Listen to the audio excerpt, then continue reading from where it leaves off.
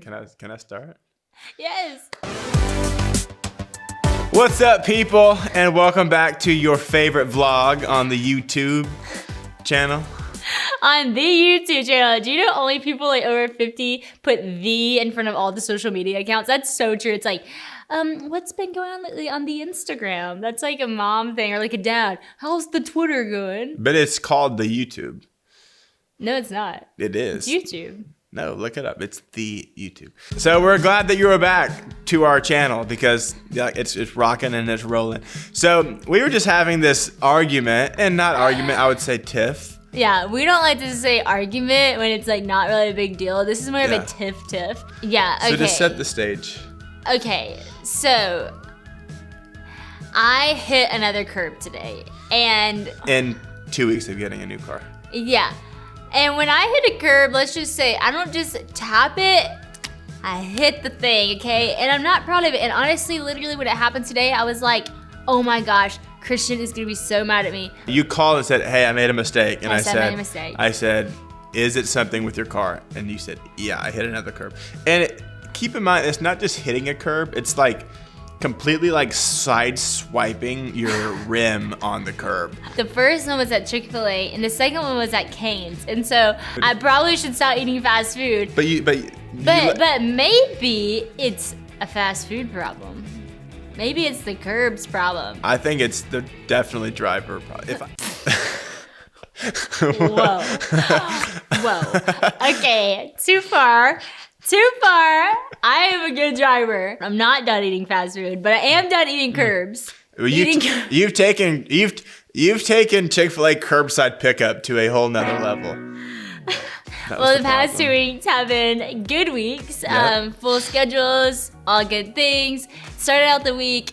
The girls, me, Bella, Rebecca, Mom, and Honey Bear actually went to Redding, California, and it was really an amazing time. We did this women's retreat with influencers, and it was just an incredible time to just center our lives around God's word, what he's speaking to us, and community and fellowship. And it's just so important. Like, everybody needs community, everybody needs friends. And I think sometimes, like, you see people with all these followers and you think, oh, they must have so many friends, but followers do not equal friends, you know? Just because you have an online public life doesn't mean you have a thriving, even private life, you know? And so it's so important that no matter what your status is or no matter what people think about you, that you actually have good people pouring into you. And then on our way back, everything went kind of crazy, but before it did, this was actually so cool. So we're on the plane, so the people in front of me, it was so weird. This guy was just sitting by two women he didn't know, and he was like, I'm an artist. And they were like, oh, cool. And he's like, yeah, I'm going to an art show. He's like, I'm a tape artist.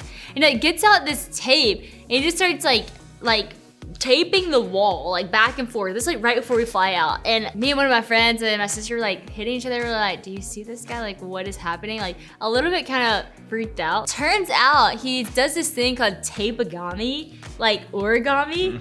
And he made this like city, okay? Which I didn't get any video of the city, but then I started videoing whenever he made a house and like Santa's sleigh and a chimney. And it was like the coolest thing. If I was the person, the security guy, and I see a bag pass through of like 6 tape rolls, probably of like more than that, like, or 10 whatever duct tape rolls, I'd be like, okay, this dude is planning something sketch. Yeah, it looked sketch, but at the time it was really cool. And the two ladies beside him, he taught them how to do it, and so they were like making the tape things too. So I was like, excuse me, like, I love your art, this is amazing.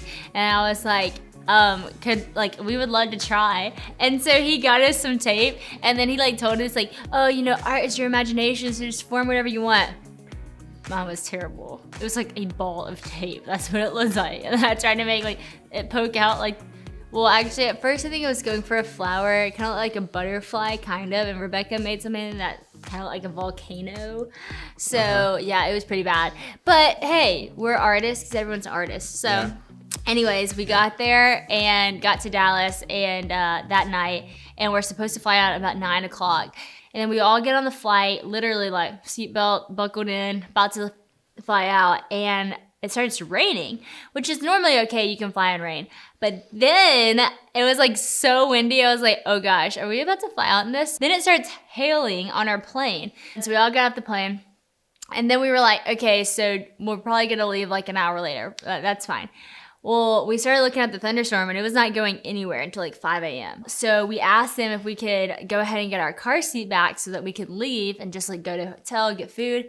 And they said we couldn't get our car seat back until they canceled the flight. Christian was asleep during all this, by the way. What? I was not asleep at 10 o'clock. Okay, you weren't asleep then. Thank you you. fell asleep. Well, I'm just saying. You fell asleep. All right. Get on with the story. Get on with the story. Okay. It's taking forever.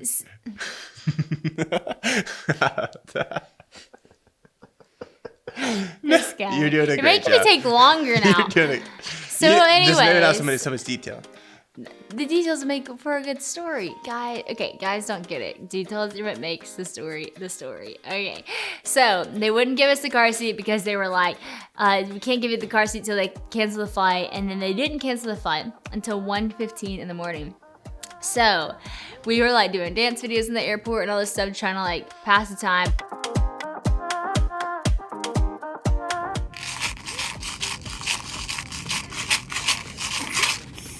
Then at like 1, when everybody's flight got canceled, it like was not funny anymore because everyone was so mad. People were like cussing, kicking their water bottle. I saw a guy kick a water bottle across the airport. It was like pretty intense.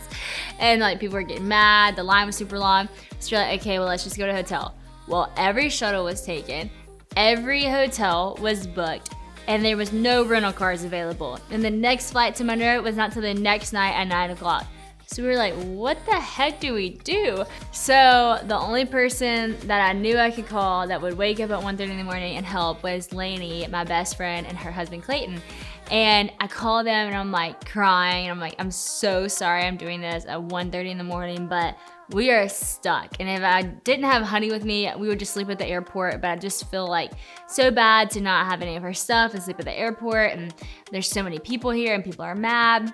And so it was so sweet. Clayton literally got out of bed, drove to the airport twice because we had too many people to get in just one load in his car. And so we got to their house. It was like 3 a.m. and Lainey made us chicken nuggets, like frozen chicken nuggets. And she was like, I'm sorry, it's not Chick-fil-A. I was like, it tastes like Chick-fil-A. It's so good. Back to my fast food love. Wow, people are gonna think I'm like addicted to fast food. So anyways, we spent the night with her. We ended up having like a really sweet morning. Her daughter Ronnie and Honey got to play together. That moment could have been like horrible and like one of those like dreadful memories, like, oh, that was the worst travel experience ever. But honestly, it created like a really sweet memory with our family. And thankful for good friends. That's when I told Mom, I was like, this is why friendships really are so important, that you like invest in people's lives, because like you need someone to call sometimes, and it's nice to know you can call someone at 1:30 and they won't be like mad at you, you know? Mm-hmm. It was cool. What did you do while we were in Reading? Well, me and Cabo had the house to ourselves. Cabo was my dog, our dog. And I kind of was like 0 for 3 while Sadie was gone. Like I was supposed to go hunting one night, then the weather just didn't pair out. And I was supposed to go hunting the next day, but then they ended up going in the morning and I was busy. And then the next day, well, the day Sadie was supposed to come home, I was supposed to do like a bro movie night. And then it ended up being, they all invited their spouses and I was there without my wife. So I had fun being the bachelor of the house with easy. Cabo, the Cobbette. She's a bachelor at a Cobbette. Whatever. But we had fun. It was really nice when Sadie finally got home. And I definitely missed you. And I missed our daughter. Little behind the scenes of a photo shoot. We did a photo shoot for my new clothing line coming out. I'll share some pictures with y'all. It's going to be out in early December, so be on the lookout for that. That was fun. We just realized that we are the Powder Puff Girls. Literally the plug. Unplanned. This just happened. Okay, wait. So Sometimes life just throws what you is the lemons. pose? We have to like make sure we're Stabilize like right this, away. and then we kick out. Okay. Are we? Do we just stand Is still? this even? Okay. Glad and Cloth are so great, and their whole like mission, like it's about modesty. Yeah, it's and really so cool. it's cool because a lot of people have asked me to put out a modest clothing line, and now I am so very excited. This is actually from my new line, and you said I look cute today, so I thank you. did, yeah. You looked great. And then lastly, what I did this week was Add some sound effects here. I read the audio version of my book, which is Yep. a long-term fear of mine. She did it in 3 days. I thought it was going to take her like 2 weeks. Thank you. But yes, I did in 3 days. I just pulled up to record my audiobook. I honestly cannot believe I'm doing this. After I do it, I'll share more details about why this is so crazy and such a God thing. But hey, look, this is what I've been thinking about. Moses had a speech impediment and God used him, okay? God can use anyone. God can use me to do this. And this is so cool. So I'm so excited. I'm about to go in. It's going to be awesome. I really have avoided that. All of the books are written. Like, they asked me to do the audio. I'm like, nope, hire somebody. I can't do it. I just have such a fear of like reading out loud because I kind of have like a weird like form of dyslexia. I pronounce things really incorrectly or pronouncing things incorrectly. I just like things just like I read it different in my mind. The words don't like jumble up, but it's just like morph together. And so like I just kind of think like I read it right, but I might not have actually read it how it reads. And so anyways, I've always been nervous to do that, and I did it. And I'm really glad that I did because I love that message so much. I'm so passionate about it, and I get to share from my heart. And I think me sharing with my voice is going to be different than anybody else because it's my words. It's the words I wrote and that God gave me. I just finished my book, and my husband brought me my chocolate milk. Actually had interviewed Erwin McManus for my podcast. That's not out yet. It'll be out in a few weeks. But this week I interviewed him and he said something so great. And it was his best piece of advice he's ever been given. And it was actually not even a piece of advice. It was kind of like a challenge to him. In high school playing football, and after I graduated, the wide receiver coach came up to me and he said, "We kept waiting for you to lead, but you never had the confidence." Wow. And he kept saying, "Yeah, if you just had the confidence, it would have changed everything." Wow. And that's when I realized that, you know, my perception of my failures were really more connected to what I felt like people were keeping from me rather than what I was bringing to the opportunity. First of all, ouch. Like that would be so hard to hear, but that's so true. And I feel like that with even this like audiobook situation, it's like I could have always done this and I think it always would have been good. Like if I just would have worked hard and committed to the process, but I was too scared because I wasn't confident enough and I let my insecurities stop me from doing something that I believe in. The story of Moses has always really hit me because Moses had a speech impediment, but yet God was still calling him to go and, you know, bring an entire generation out of slavery. And I always think like, why did God choose him? And really, God's perspective was so much bigger than Moses'. It wasn't about Moses being the guy with the speech impediment. It was about Moses being someone who was raised in the house of Pharaoh. And so I think so many times we can get so narrow-minded on like, God, why would you choose me? Do you not know that I'm dyslexic or I have a speech impediment or I'm not popular, I'm this or I'm that? And he's like, hey, like you don't see what I'm doing now, but it's for a reason, it's for a purpose. And when I called you, I considered who you were.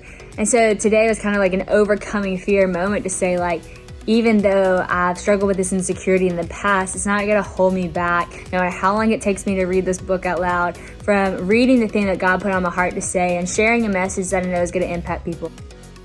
The last thing I'll share real quick before we wrap it up. Our anniversary is on Thanksgiving Day. So this past week, I just took Sadie on a little picnic date for so our sweet. anniversary. See pictures below or above, wherever they are inserted. It's not a side. Where you at here? Where you at? I don't know. Where we at? You're such a vlogger. But we had such a great time, and I'm so glad that we were able to celebrate that early. And I am more in love with her than ever. It was so sweet. And yeah, it was just the best. It was so 2 years. good. 2 2 years. years. It's so awesome. 2 So much years. has happened in 2 years. So far, we've cheers to laughing uncontrollably, Being best friends. being best friends, always being the full version of ourselves. Oh, growing a family together, and a good God. Good God. Now let's just She did. She got me cheers. the snuggles. Has a B on it to remind you that your honey is father and protector. And keeper. Well, we're so happy that y'all tuned in for our vlog. Beekeeper. I'm her little I even beekeeper. thought of that. That's Well, we're so hilarious. happy that y'all tuned in. Thank you so much. Like, subscribe, swipe up, whatever you feel. But yeah, thanks for joining us.